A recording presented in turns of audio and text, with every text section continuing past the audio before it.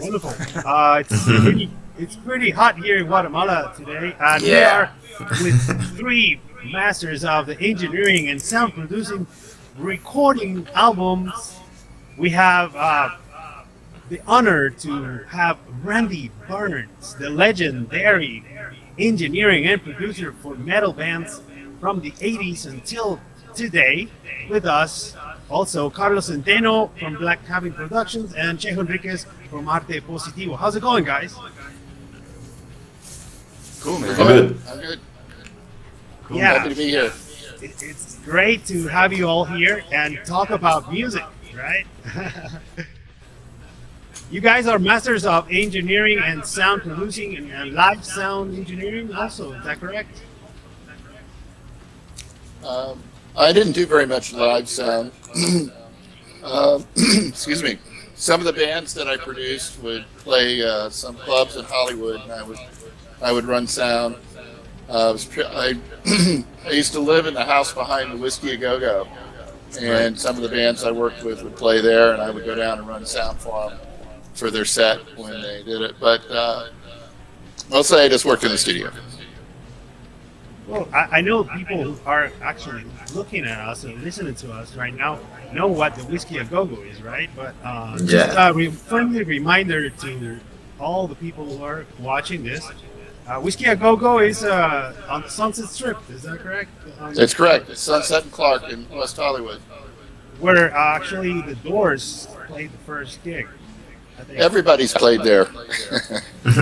Yeah. So It's a pretty legendary place, right? yeah. Actually, we have a friend of incumbent right Tejo who played the Whiskey A Go Go a few years ago. Yeah, that was Lydian Gray. He's a local guitar player, and actually he got together with Dave Evans, who was the original lead singer for AC/DC a long time ago, really long time ago, before they were actually world famous, and they played a few gigs and they ended up in the Whiskey A Go Go.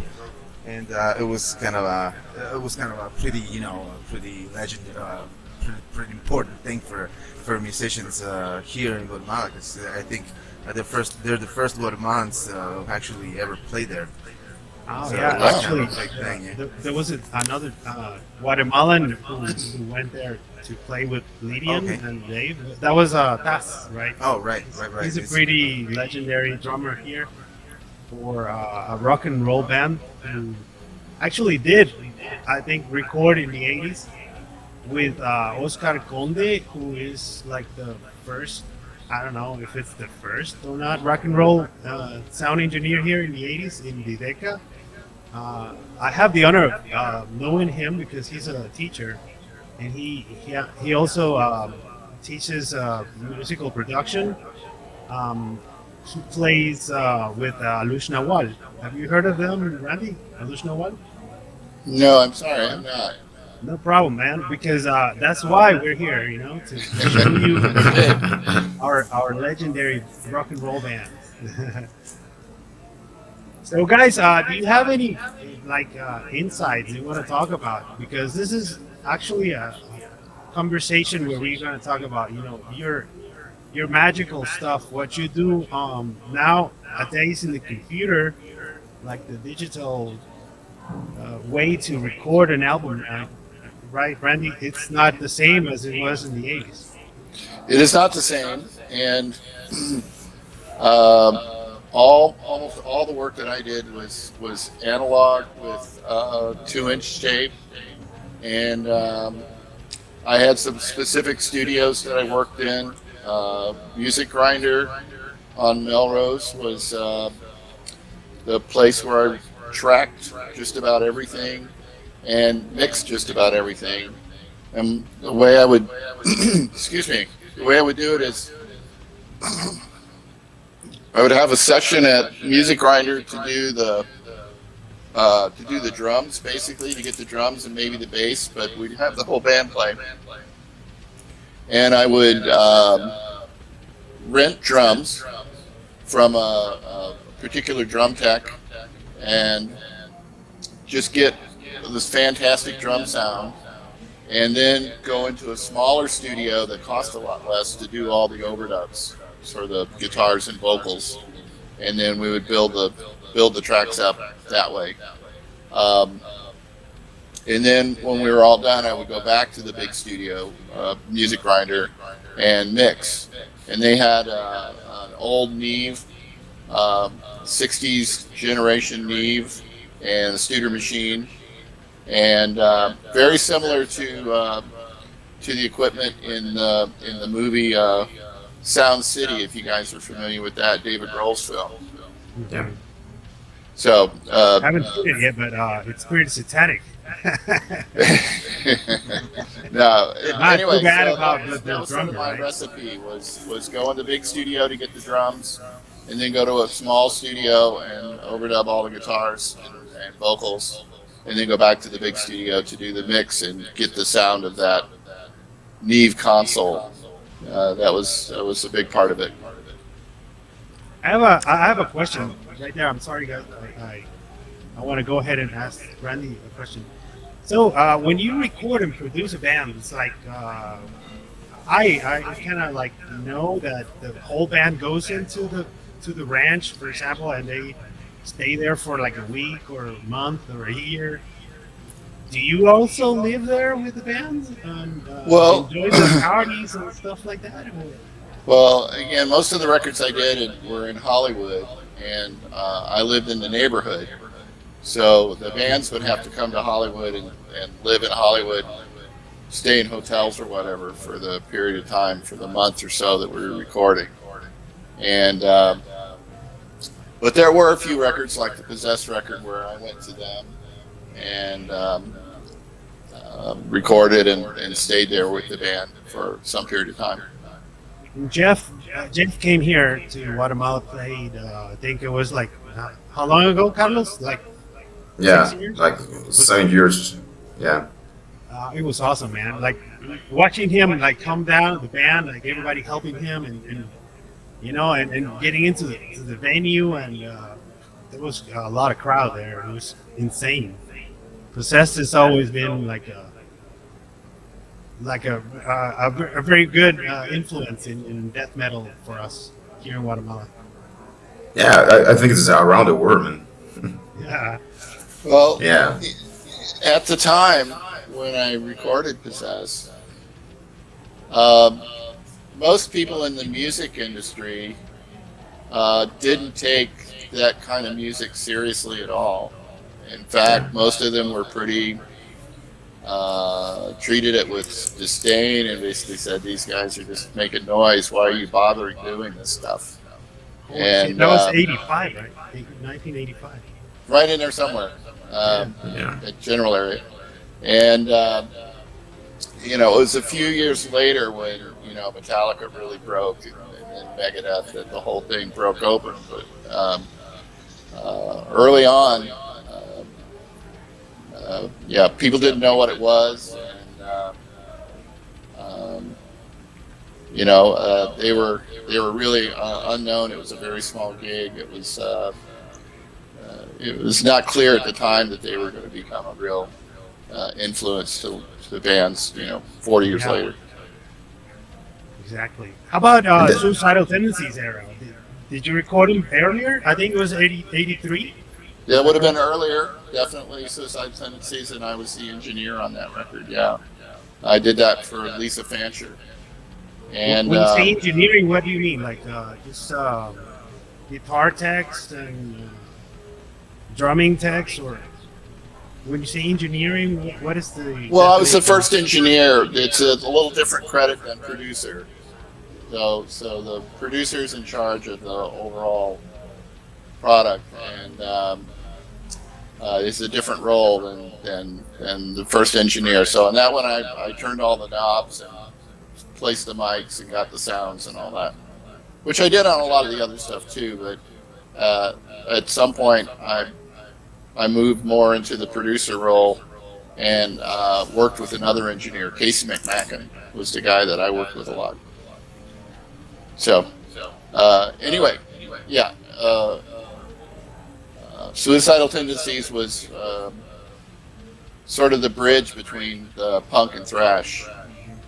Mhm. And they literally, when they came into the studio, there were three guys looked like Mike Muir and with the the bandanas and the short hair and the gang kind of look, the Huntington Beach gang look, and then the other guy had a Les Paul and a Marshall and hair like this. So Yeah. they were blending the metal, bringing the metal and the punk together, and literally you could see what it looked like when they were in the studio. It was obvious what was going on. Those guys are legends. They came to play here to El Salvador like 3 years ago. I mean, like, wow, we were like not ready for that, But there was a lot of people. We're into more like death metal, black metal, and stuff like that for some Right. reason here in Guatemala. But Suicidal Tendencies and bands like that mix the different genres and stuff like that are not really accepted here for some reason. What do you guys think? Well, something that I want to quote, and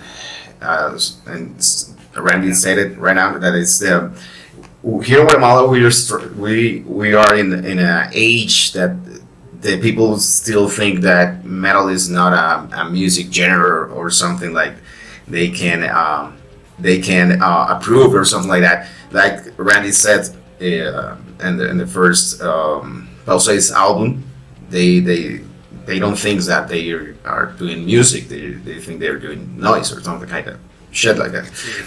Yeah, and Guatemala is still there. Here in Guatemala, we are still there. I think that yeah, as it's kind of weird to say that, but we're in 2022 and we're still there.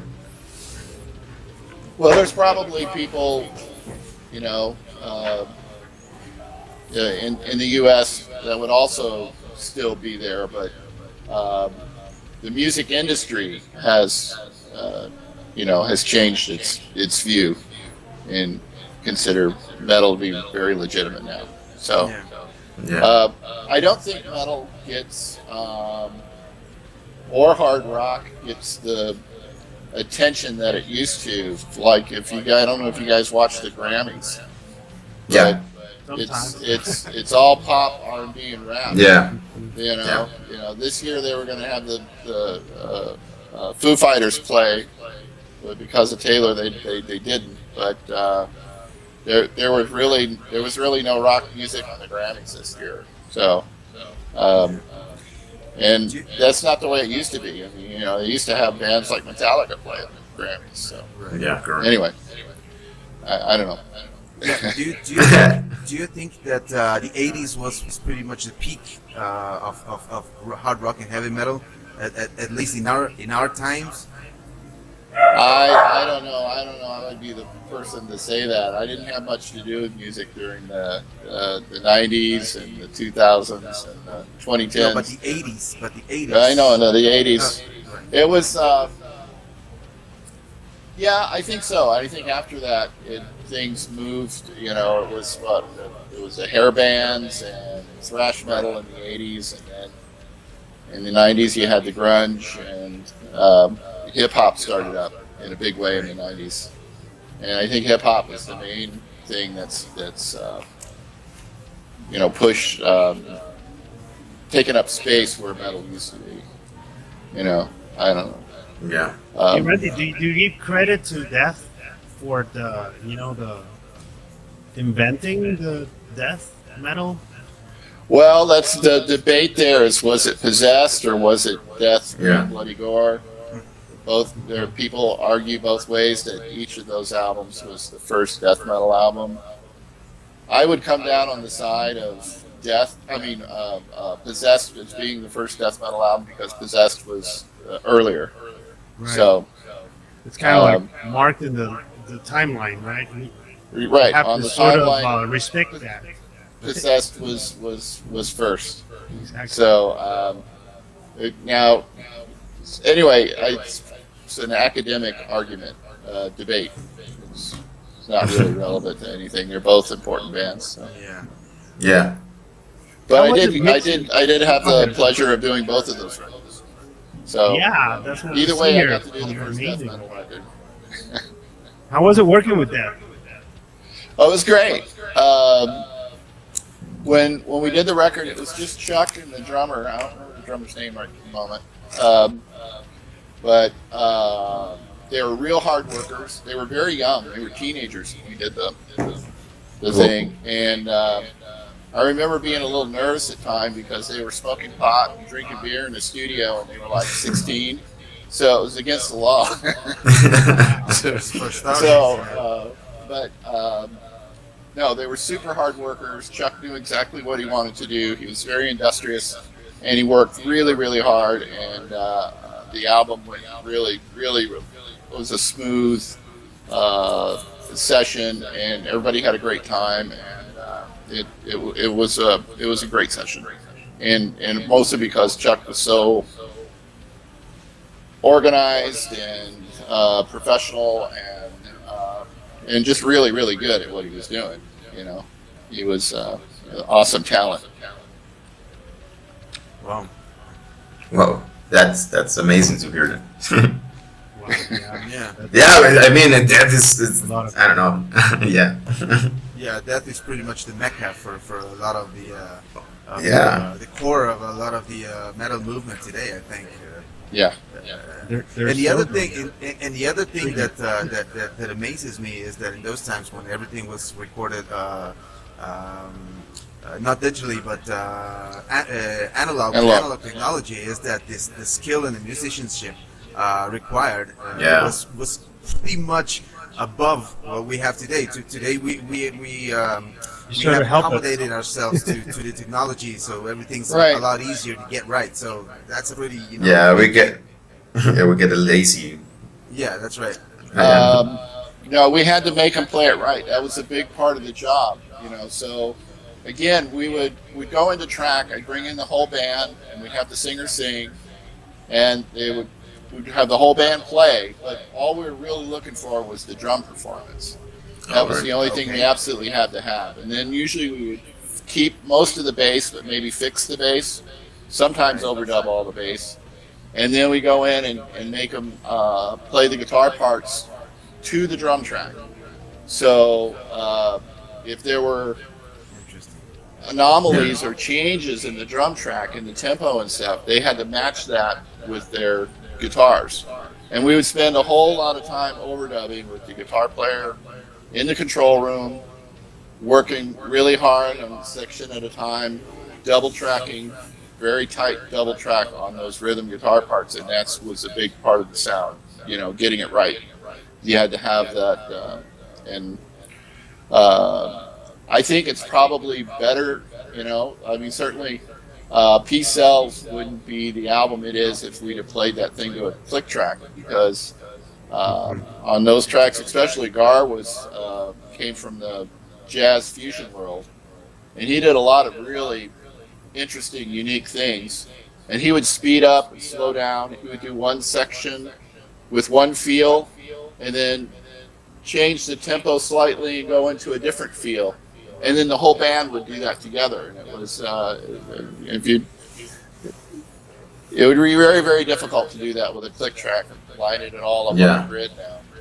So there were, again, I'll reference the David Grohl movie, you know, Sound City. There were advantages to doing analog records. You have to make the guys play the parts right. And, of course, you know, they're very good. They're talented musicians. There's a big difference between those guys. They really could play. Yeah, it's amazing. When it comes to Megadeth, you were talking about D-Cells, but how was it like working with the band when I think it was So Far So Good So What before P-Cells? I think, I'm not sure. So they kind of like changed their sound, and that's because of you, right? Because you are producing a new record. If they go to a different producer, it would change the sound, and if they go to a different producer, it would change the sound again. Is that why the guys like sort of change their mentality and not sticking into one, you know, sound the whole life? Um, I don't know. My approach then, and probably still would be now, would be very documentary. I go in and record what the band is. I used to tell bands that before we took them in the studio that they would sound um, better than they ever possibly imagined, but exactly like their band. So we wanted to get what they were. And I didn't mess with the bands a lot. I didn't have a lot to do with their sound. I always believed that the band was the best authority on what they should sound like. And again, my job was to help them achieve the sound that they were envisioning. That makes sense. I think, yeah, Absolutely, absolutely. I think What do you that producer guys say about that? well, I think that the produce image has that stigma. I don't know how to say that in English, but that the produce will change the sound of the bands, and that doesn't work like that. And I think most of the bands thinks that. I thought it was that's what a producer would do, because I come from a background where I just want to do a song like this and like that, and I don't know. I'm not organized. I don't know where to put A, where to put B, where to put C, and then solo, and then A and B and C, and another solo and stuff like that. That's what I think a producer would do, right? They would say, no, stop putting C again and put another A, for example, or put another B. Yeah. I didn't do a lot of. I would do minor things with arrangements. One of the things I used to tell bands to do is at some point is just stop. They should have some place in the music where they have silence, where they have rest, and then start again. I would encourage bands to break down somewhere where they didn't have all of the instruments playing at the same time. In other words, to have a section with just bass and drums, or a section with just guitar, or whatever. So I would encourage things like that, but I didn't do a lot of changing of the arrangements. Once in a while that would happen, but not very often. More generally, it would be, don't do that 8 times, do that 4 times. That's too long, or let's cut the solo down a little bit, or something like that. But again, my style is very documentary, and it was more about realizing the sound that the band was capable of, and that's not easy. That's not nothing. And you got these other 2 guys here who'll tell you that to take a band and make it sound Yeah. great. So yeah. And again, I had kind of a methodology, a recipe where I would. I started out with great drum tracks, great drum performances, and then built on top of that. And that's how I put those things together. Yeah. I think in my case, I've had different kinds of experiences, and it's pretty much a different agreement with each case. It's a sort of an agreement that you have to reach with the performer, with the artist. That's true. How much are you, as a producer, are you gonna interfere, so to say, or influence the composition? How much are you gonna have a final call on how a song should stay, and or in some cases I've been of the opinion of letting the artist just be, and the artist pretty much finds its own way, and finds its own its own style, and there's pretty much and there's very little that you can actually do, but just give a little order, or just it's a few tweaks as to make it all come together. And in other cases, as a producer, I've been very very into the song, and changing parts, and changing structures, and doing a whole lot of intervening for the song. But as I said before, it's like a sort of agreement that you must first reach with the artist. As Right. how much are you gonna intervene, right? Right. Yeah. So generally, I wouldn't get too involved. What I would do, as a producer, was listen to the track, and if there was something that clearly wasn't working, I would point that out. There's a problem here where you guys make this transition. Somebody's not playing the right thing, or somebody needs to play a little less or a little more right here. Why don't you guys go over this part? Let's take a look at this and see what we can do. Or vocally, when you're trying to get vocal performances, maybe identify, this is all good, but the little bridge here needs some help. We need to do something right here. And maybe I wouldn't come up with what the change is. The artist could do that.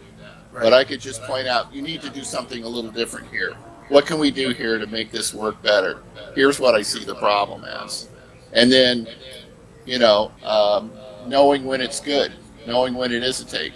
That's a big deal, Yeah. And the other thing the producer does that doesn't necessarily change the music is creating an atmosphere in the studio Correct. Yeah. where the musicians can give their best performance. That's right. So that's not a small thing either. That's a big deal. No. Because it's a very awkward situation when you take musicians and you stick them into a studio, and then you back in the day we would turn on the tape machine, but you start recording and you put them under the microscope, and they're in this alien environment, and all kinds of things are different, and they're wearing headphones. There's a lot to making the artist comfortable and creating an atmosphere where you can really get them to play their hearts out. I've always wondered how many times you can use a tape, an analog tape, to record. Were you allowed to do that, or did you have to change tapes? The tape itself. Tape, right. How many times could you record over the same tape? Not too many times, really. We would work on the same piece of tape until we thought we got a take. So we might record the song 5 times, 6 times before we get one that we think is good enough to take. Maybe, it depends. Sometimes bands would do it right away, but then once you have that take on that piece of 2-inch tape, then you go to a new piece of 2-inch tape. You'd use more of the reel to record another take. So you don't record over and over the same piece of tape very often. We could afford tape. That was a part of the cost. It was a couple of $100 a reel for 2-inch tape, and we'd have to buy 3 or 4 of them to do a record. We'd end up with one, but you'd pretty start with 3 or 4. Yeah, back in the early '90s, I had one of my first experiences recording as a musician, and Guatemala, it's a third world country, so everything's gotta be, you gotta save a lot of and cut a lot of corners and stuff like that, right? So there was this one time that we were recording this song with in this studio in a 2-inch tape, and we were listening to backing track to record some guitars, and all of a sudden this whole other song started to play for 2 seconds. There was this, and sound engineer would say, "Oh shit, sorry guys, I don't know, the tape is going wrong." So it was like this tape that he was using for 7 bands, one after the other, so re-recording on the same tape and stuff like that. So it was now it's funny. I think in actuality, I think the tape is pretty durable when it's new. So when the tape is new, the problem with the tape is that it doesn't last 40 years. Right. One of the things I'd like to find out now, just out of curiosity, is how many bands or record labels were aware enough to go and take those 2-inch tapes from wherever they were, from whatever vault they were in or whatever closet they were in or wherever they were being stored, and digitize them. Put them into a digital format where we could continue to work on them. So I don't know the answer to that. I'm gonna be looking around because now I'm trying to. My new function is as a mixing engineer, and I want to find bands to mix, and I would love to remix some of that, some of those things from the '80s, and I don't know yet, but I'm really curious as to how many of those bands had the foresight, or somebody had the foresight to take those Try to tapes and remaster it. digitize them. I was experienced with Morgoth. I think they're from Sweden. In 1991, you mixed Cursed, the album Cursed. Morgoth? Is that how you Morgoth. pronounce it? Morgoth? That was also that we're was a here in short gig. Guatemala. I don't remember a lot about that. You know, that was a quick, short gig. I didn't produce the whole record or anything, so Yeah, they were here like that wasn't a 90s. band that I spent a lot of time with. I'm sorry. It wasn't like the same experience with American bands. Like, for example, Well, they, no, I worked with some bands from out of the country. I mean, I did the Creator stuff with the German guys, and it was pretty much the same experience. They had different logistic problems, you know, with visas and things like that. So Yeah. one time we weren't done with the bass tracks, and the bass player needed to go back because of his visa. It was a real panic. So, um, but musically, working with the German band was the same as anything else. I mean, the musicians and the bands were the same. yeah, good I see you decision working is a good lot with decision Creator. everywhere, man. Well, just 2 records, but they were good. Recently, that's your last producing Creator? Or have you worked with any other bands after 2021? No. I actually just started getting back into working in the music industry in the last couple of years. I've been building mixing rooms. I built one in a house in Portland, and worked on my situation. And then I recently moved to New Mexico, and I sold that house and I bought a new house in New Mexico. And in the meantime, I quit working my day job. So now I'm back to doing the music full time, and I hope to be a mixing engineer. But anyway, I've been transitioning in, and I'm finally really ready. I just recently bought some new monitors. I bought the Audiodyne Core 5.9s, if you guys know what those are. Yeah. They're fantastic. It's so I'm ready to go now. So I'm actually looking for work Great. to mix, and I'm assuming there's a market there. I think that there are a lot of bands in the U.S. now and around the world doing stuff DIY and using their local studio to record the drums, and then or doing it MIDI, and then doing the rest of the stuff with a small studio setup in their house. Mm-hmm. And they could definitely benefit from having somebody with some professional monitors mix their stuff, and somebody with experience. You know. Indeed. Yeah, Indeed. lots Yeah, of definitely. experience, Randy. Would You're you say a legend. today? Would you say today, if you have to put, romance and practicality in the same in a balance, would you say today that you can actually hear the difference from analog gear, digital gear, if it's done right? Like a hybrid, like Carlos was saying. No, I mean, probably Jaco is saying that is that there difference between digital stuff and analog. Yeah. I think that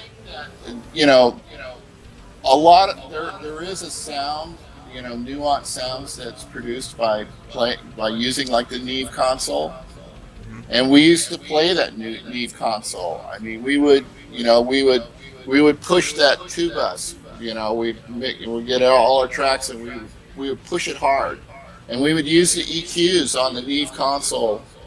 We'd use additive EQ. We'd add low end, we'd add mids, and we'd add high mids, and we'd add high end, all to the guitar and make that EQ on the Neve console distort a little bit, and it sounded fantastic. And so much of what mixing in the box is emulating that analog effect, the non-linear analog effect that you get from using these famous pieces of equipment. So, you guys, I know you got an LA2A, an 1176, and a Pultec EQ, and maybe a Neve EQ module or an API module or whatever, some channel from a famous console that has a specific sound to it that adds a certain character to it. So I think that the modeling has reached a really high level of excellence, so that you can make really good sounding. You can get a really good result from a digital recording, but part of that is going to be emulating some analog effect somewhere along there. And I think everybody's doing this, right? I mean, Yes. I don't know. I mean, somewhere in there, you've got something that's going to make it sound more analog, right? Yeah. In your You have. brain somewhere. Sticking to the old method. How did Well, you you guys compress in the 80s? Did you guys had any compressing or? We did. Yeah. We used very little compression, and I wish we would have had more. A lot of times, because we didn't have a lot of compressors in the studio. Even the big studio would only have like 3 1176s and 2 LA2As. That would be a typical thing, and maybe 1 DBX 160 or something like that. We always used a little compression on the bass. We always used a little compression on the vocals, but we didn't always use lots of compression on the drums. And now when I mix drums, I use a lot of compression. And and again, that's one reason I would like to go back and take another crack at some of those things that I did in the 80s, because I think now with the tools that I have now, I could make it sound even better. So, I think the sound of records has definitely improved since then. By the way, in general, people figured out how to record metal and make it sound really good. So, have you ever asked this question to the bands that did the old recordings, or is this the first time? I haven't. I really wasn't ready until recently. I just recently did a mix for a band called Leatherwolf, and they were a more classic metal band. They were signed to Island Records, but I did their first album in 1983 at the Music Grinder, and they called me up and had me got a hold of me and asked me to mix their new album, which I did, and it came out great. Or at least I think so, and the band thinks so. We'll see what other people think. It's not released yet. So, point is that I'm really ready to do it now. So I'm looking for bands to bring me new mixing work, and I'm going to start doing a little research into those records, from the old days, to see if anybody, like I said, had the foresight to digitize the stuff so that we can remix it. Everybody should, I guess. I don't know. It's probably a few bands did it. I'm imagining most of them didn't, and I'm also imagining that most of them, the tapes deteriorate. The tapes deteriorate over time. I went back to Hollywood in 2014 and got some tapes from my old roommate, Ivy Nay, and she's a pop singer. And we had done some, what at the time were demos, with some pretty famous people. We had drummer and the bass player from Red Hot Chili Peppers on our first on these demos, and anyway, they sounded great, but the tapes had deteriorated, and the high end was not right, and so there was some degradation there, and we used Ampex 456. I don't get too much into the weeds, but apparently the Ampex 456 from the 80s was not very good. And it deteriorates. It starts to decompose after a while. So anyway, hopefully some of those bands did that. Some of those bands have done that. I'm going to start, so we can put the word out there. We can start here. Yeah, I guess Leatherwolf is gonna like open the whole new project thing for you guys. It would be great. It would be great if I could get some of those. We'll see. Yeah, it'd be quite something. Plus, you'd have to, I presume you would have to come to an agreement with those bands also, regarding authoring rights and neighboring rights and producing rights and all this kind of stuff that, it's maybe a little boring to the musical side, but still is a pretty important part of the industry. Yeah, I have to right? learn more about the new music business. Unfortunately, I wasn't a really good businessman back then. I was really obsessed with recording and making good recordings, and I spent all my time in the studio. I didn't worry about the contracts too much. I ended up not making a lot of money, which I could have if I'd been a better businessman. Yeah, But, that's pretty much, so- that's pretty much the trend for us musicians and producers and sound engineers and stuff like that. That today you have to be you have to do everything for yourself, right? So you have to be your own producer. You have to be your own designer. You have to be your own cinematographer and everything. So that pretty much it also adds up to the soup, the big soup here. That you have to be your own promoter and write and do all that kind of stuff. That's kind of heavy for us, It is indeed pretty heavy, but important. Well, I want to do this mixing thing because I love making records. I love the process. I love being involved in it, and I want to do it again. That's how I want to spend my time now. Great. The work that I did in the '80s was really rewarding, and that's how I want to spend my time now. I'm not so much interested in making money. I just want to do it. Because what else am I going to do? Right. It's a big. Yeah, that's a big gain for the music world. You're coming back, I think. It's a Yep. very big gain. Well, I'm hopefully so. It My is. first gig with Leatherwolf went really well.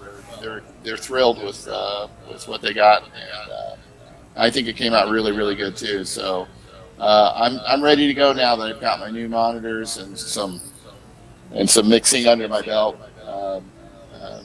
I'm looking for more opportunities now. Are you still doing vocals? Well, the equipment I have is basically a computer and an audio interface and some really good monitors.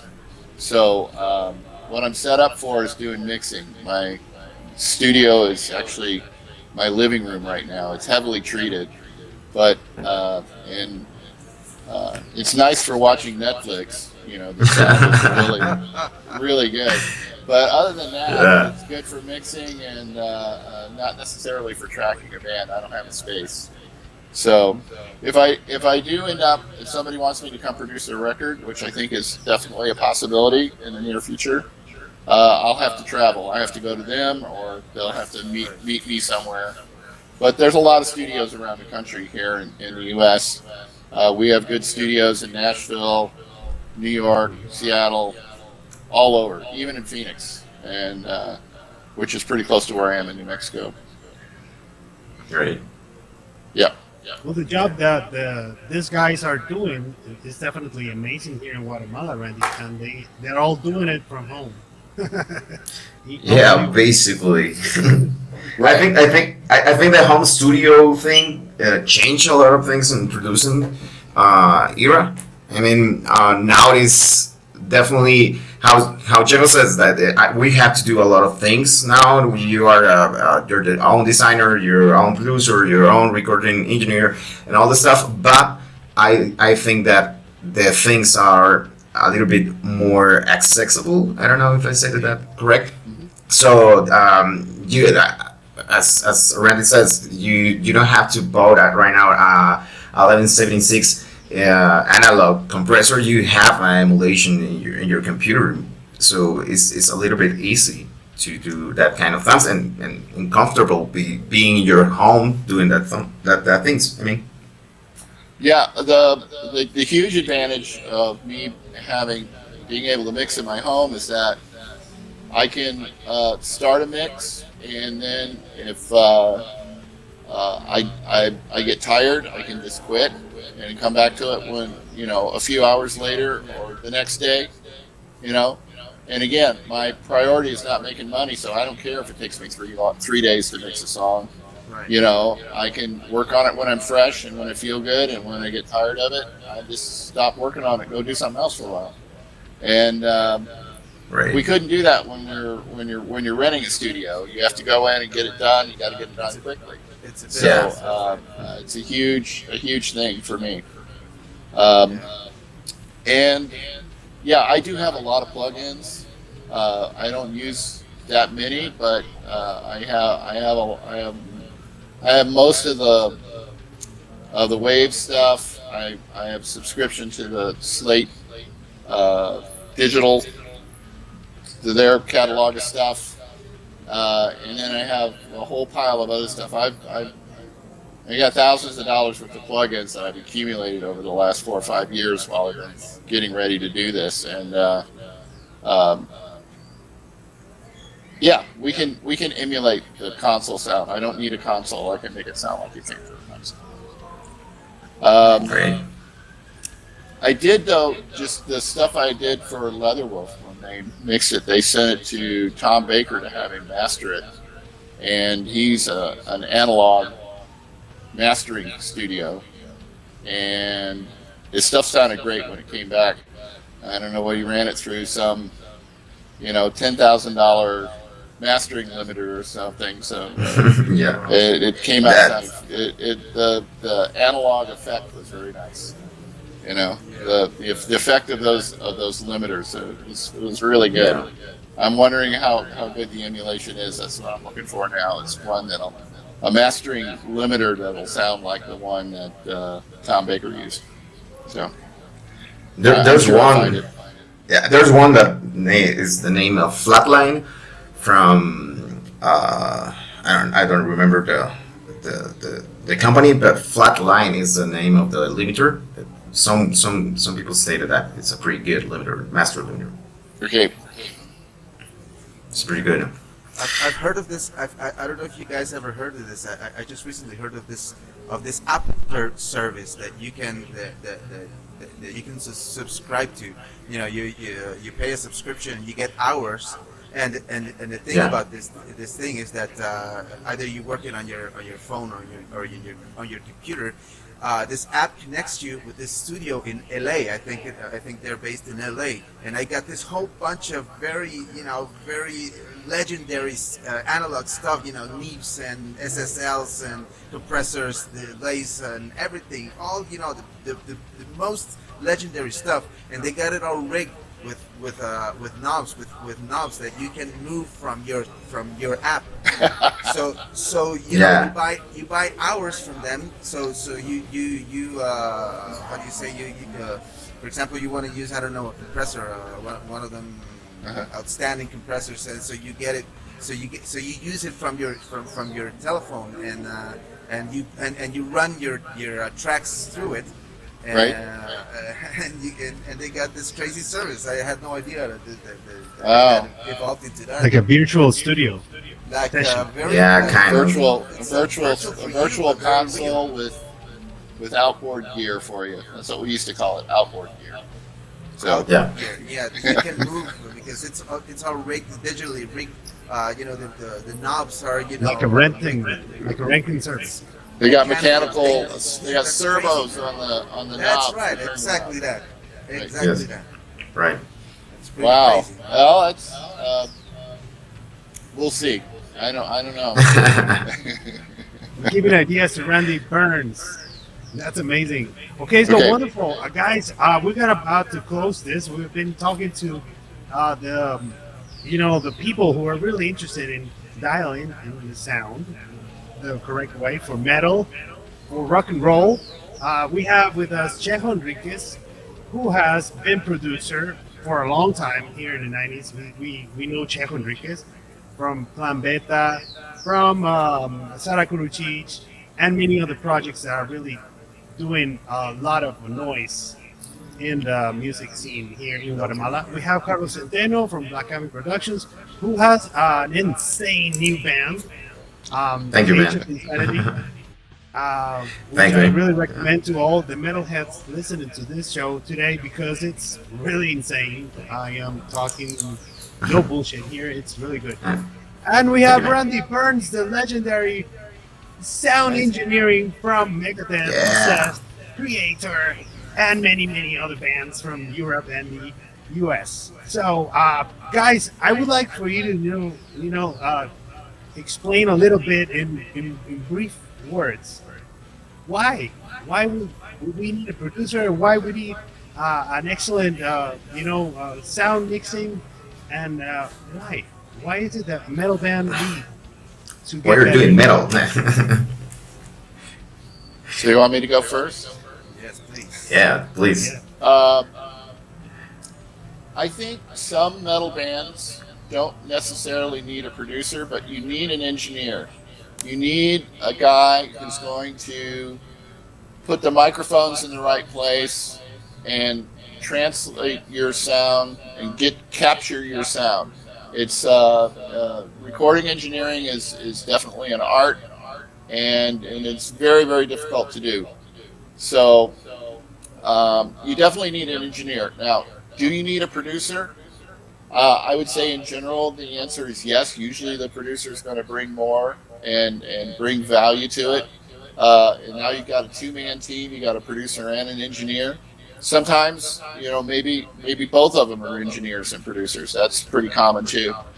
But a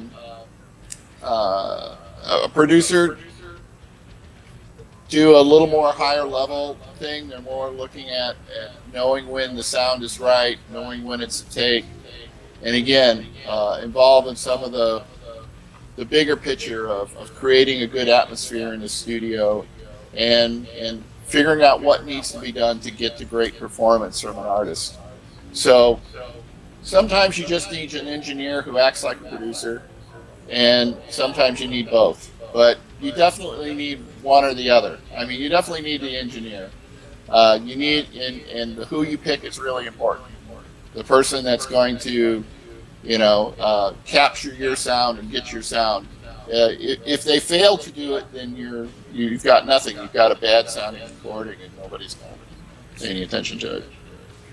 So, yeah. Awesome. Yeah, that's awesome. Awesome insight. I'd like to hear from these other guys too about what they think about it. Jacob, please. Okay. Who wants to go next? Yeah, definitely. I think the most value that producer and sound engineer can add to a project is their experience. And one thing that I think is crucial, is very important, is that there is an agreement on how you're going to work together. And this agreement has to be fixed on doing what's best for the music. So you have to, as an artist, you have to work with your ego, and you have to have an open mind and an open heart to let other people have a say on the music you're doing independently on the kind of agreement that you reach before working. I think definitely an engineer is gonna know exactly the kind of work that needs to be done for the music to get better, and a producer also is gonna have a much brighter insight of what the music needs to reach more people, or to be more to be more digestible. You know what I'm saying? So if all these, if this relationship and all these agreements are right, the big winner is going to be the music. The music. And that's, bottom line is the music is what's most important. for music itself, I think. Beautiful. It's like making a hit before a hit, right? Like you already know it's gonna be a home run if you use Probably. the right. I think everybody's going to be betting on the music, but bottom line, as I said again, I think the most important thing is to do what's best for the music. That's Yes. what I believe. And kind of why? Why you have a producer, a recording engineer? I mean, I think to not mention other thing that the guys said, I think emotional and psychological part are very important for a production. I don't know if I said it correct, but I mean, some bands needs a guide in the process of recording an album, because some bands has a lot of problems between the members, or they don't know how to make a schedule. They don't know how to prepare before a recording session. I don't know. Sometimes the producer can be a kind of guide to the band to know how to do the things correctly.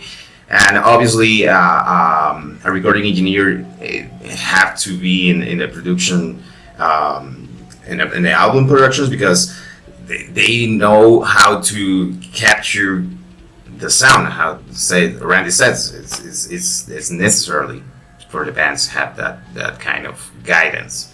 I mean, I don't know if I'm correct. I agree. There are a lot of decisions that have to be made when you're making a record.